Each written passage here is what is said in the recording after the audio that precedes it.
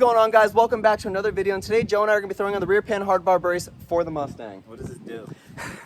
The purpose of the rear Panhard bar brace is actually reduce the flex within the chassis and also reduce the flex that's already in your original Panhard bar or an adjustable Panhard bar, as I already have on the car. The Panhard bar I have on the car is a UMI Panhard bar. And for you guys that don't even know what a Panhard bar is actually when you lower end your rear end of your car, or even if you have a stock ride height on your car, it keeps it to where the rear end can stay in line and it keeps straight. Because if you don't put one on and you lower your car, the rear end's going to shift over, and you don't want that because your car's going to look like a truck rolling down the road. Random trucks just driving sideways on the road. Oh, okay, I see what it means. So basically, the rear of your car would be like that, and then the front's going straight? Yes, exactly. So you don't want to end up looking like that. We're all cattywampus to the side. And so the purpose of this bar is to reduce the flex, like I said, within the chassis, and also help that Panhard bar with extra support. Because there's already currently one on the car, but it's not an upgraded version at all. It's just a stock flimsy bar, and this is a very strong steel bar to where when it does take turns or even just flex within the chassis, it's going to make it to where that Panhard bar has less stress on it. Plus it's red. So crawling under the car, let's get my skinny ass under here.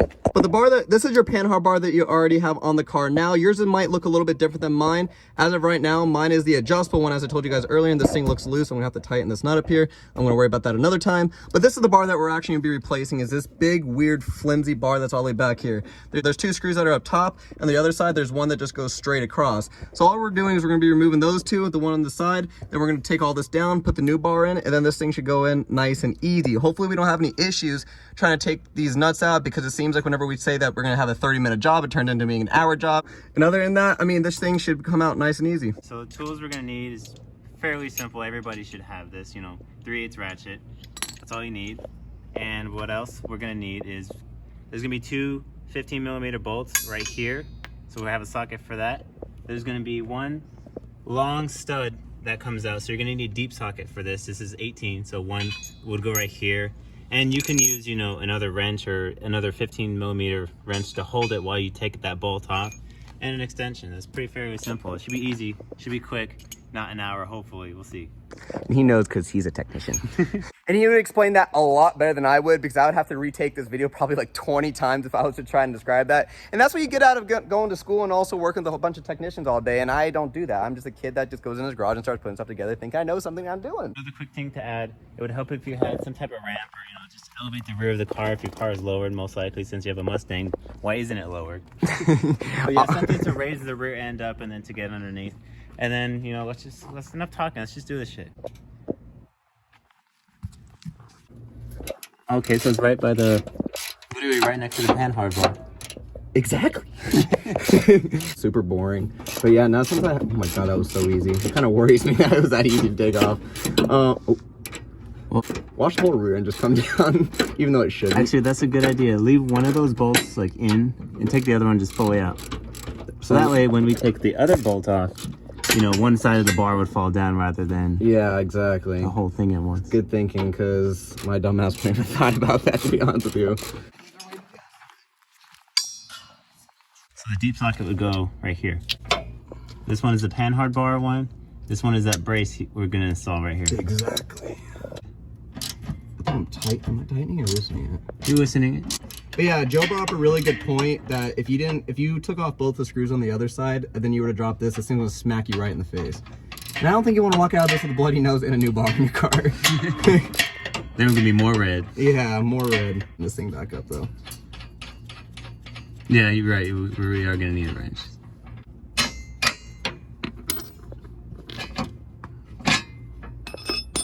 I usually like to keep my tools all on one side, or at least in designated areas, because if I move them all around, I don't know where the hell I'd put anything. Just for sure is that this old bar does seem way more flimsier. That's what I was saying. I'll get it. It feels light as hell too. It is very light, yeah. It feels like you could step on this thing and bend it. Yeah, I mean, like, again, this is like some. This is obviously way more reinforced. You could definitely feel the difference. Like, even look under this. Like, they made this cheap to where you could literally just probably bend it. That's what I was saying. I kind of want to just jump on this to see if a cut jump. What do you mean? Wait, what? Say so no head, and then just jump. What, like sideways? No, like jump on the ramp. So no head? Now let's try it with this one. No, I'm kidding. No, we don't want to do that. But you can see just right there, I bent it. And that's how weak this thing is. This, you can tell, was super weak. I don't ever plan it. I really hope this thing works now, because if it does, I just broke my bar. I got no other choice now than to make this thing work. So you can tell just the difference within this is that this, one, is obviously red. Two, we also want to make sure that this size is right. Actually, let's flip this the other way to make it more legit. You can tell that the sizes were right, which is most important, because if this thing was longer or even shorter, then we're absolutely screwed. And so you can just tell just from the reinforcement on this that this thing was built with nice quality, and you can just tell it will work. One thing that does, you know, throw me off a little bit, oh well, they're both turned, I guess. They're both kind of on an angle. But yeah, I mean, what else do you have to say about this, Joe? I mean, this thing looks kind of like legit, and it seems like it's really going to work well with the car, especially with the Panhard bar brace, and it would look good under the car. I say we should just install it. Okay. I agree.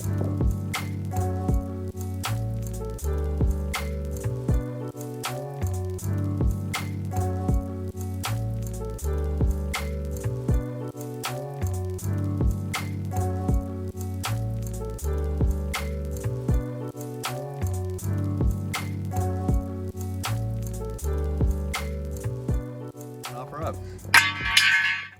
Whole neighborhood heard that. Back to the old grind. Well, back to the old grind. You know, I realize when you start crawling into the cars, you don't even use your hands. You just go over here with your shoulders and head, and you're just like. You gotta be a contortionist. What does that mean? It means he's afraid of Santa. Doesn't fit. I'm hoping it does. Getting a little worried now. Uh-oh. So one thing about doing suspension, doesn't help to have a little assistance. If we can get that header in, we can get this thing in. Oh yeah, that header was, man. We're almost there. I think we're almost there. It needs to get lined up, so I feel like we need a screwdriver or something in there to... Don't tell me what to do. Oh.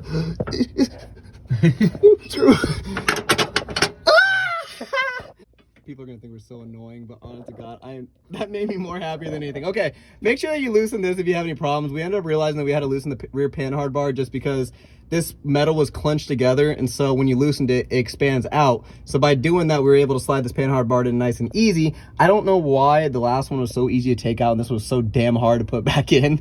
But yeah, if you're having issues of the Panhard bar or brace not going in, loosen the Panhard bar from up here. And there's also a nut back here as well. I think this what you said was a 15, Joe, right? That's 18, but we don't even need to. Oh yeah, we even really did. I think he held his hand on there, and we were able to loosen it off, but that took a lot of elbow grease. So yeah, pretty much that's all you really got to do if you're having issues putting this thing in. I told you. This is one tool we're gonna need. Oh.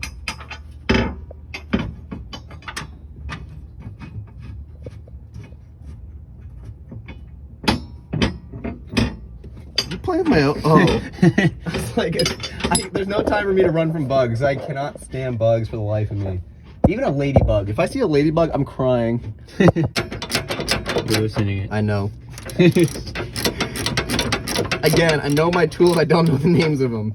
Like today, I was like telling him, like, before we do this video, like, is this a wrench? And he's like, it's a ratchet. I'm like, oh yeah, fuck. I thought it was a socket. Just come sliding right in. While I'm under here, I also want to tighten up this Panhard bar too, right here.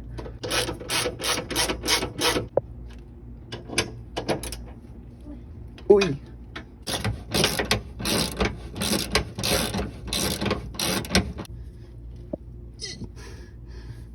A little bit more. All right, that's good. Okay, that's good. I heard the torque. Beep, beep.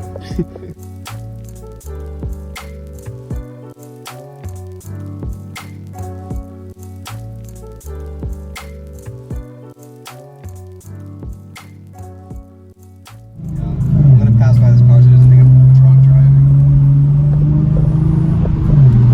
Turn this left. I feel like there's less sway to one side or another. Like, remember when you were telling me in the last video with the rear strut tower brace in the rear end that it felt like there was that little bit of just body roll that you could feel, but you can't feel at the same time. Like, you feel like it's there, but it's not too noticeable. Yes. I feel like that eliminated it. I don't know how that's the best way to describe it. That's one weird license plate. 1111111 WH. WH.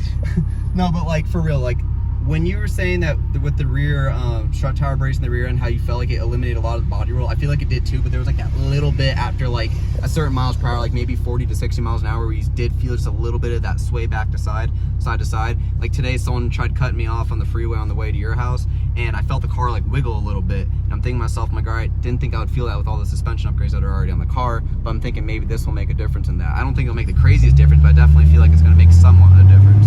Okay.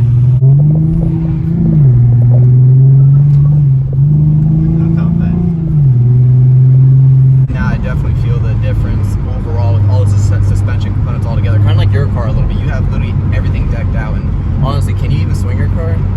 Yeah, when it's raining. When it's raining. I mean, this one feels like it wants to kick a little, but it's not as bad as the stock one by any means. Oh yeah, I felt that. But compared to like, you know, stock suspension, how it was, You'd be leaning all over the place.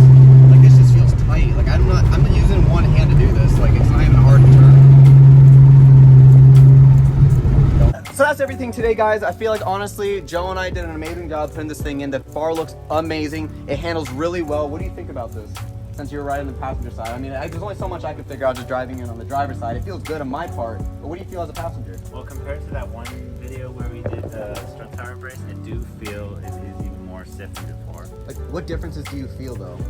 I feel less tail end movement, if that makes sense. Like less shiftiness in the back. Like it definitely felt different when we threw in the rear strut tower brace. You could definitely feel the rear end stop shifting like crazy, fishtailing all over the place. But this just felt like it just added a little bit of juice. Yeah, I was gonna say juice. That was like probably a better way of putting it. No, but for real though, I feel like this bar was definitely a great purchase. What do you think? First, what, 70 bucks, 63 bucks? Oh yeah, for 60 to 70 bucks, dude, get it. Complete upgrade over the last ones that was already on the car. And Yeah. you even saw when I jumped on it on the floor, which I'm glad that this other one works for a minute. It didn't seem like it was gonna go right back in the car. Just jumping right on it, it just completely bent it. Not like crazy, but just the little bit of jump movement that I had on it, it literally took a banana split, you know what I'm saying? Just a little bit of bend. And so I'm actually glad that I got this bar. Slowly but surely we're upgrading suspension like crazy, and he's the main inspiration I was telling you guys about in the last video with the strut tower brace, when I was saying my buddy Joe and his 240SX. His underside is absolutely crazy with all ISR components, nothing else but ISR, and that thing rides on rails. We gotta do a comparison video. Like it up if you want to see a comparison video. I mean, that's a really good idea. And I got to show you guys the underside of his car. You guys would go like crazy if you saw it. Well, if you guys like track cars, his is mainly like, it's a daily driver, but kind of like a track car. I don't think he ever plans on drifting this thing. It's more like a street car. Street car, track car. Okay, you heard it from the man himself. Street car. But anyways, guys, thank you guys all so much for watching today's video. I hope you guys enjoyed something out of this. You learned something out of it. It's a really easy install. I definitely feel like it could be done in the garage, or even at what we did in the driveway over here within, what, you think took us 45 minutes, Marianne? Yeah, around 45 minutes. 45 minutes. We guessed around 30 minutes to an hour, and that's if we had any problems. And we did run into a little problem. That's exactly what it was with the rear Panhard bar itself, because it had to be loosened up a little bit. But other than that, straightforward, very easy, and it literally could take one person, but I liked having my second man over here just to record, because recording under car by myself would have been hell. But anyways, guys, thank you guys all so much for watching today's video, and I'll see you guys in the next one.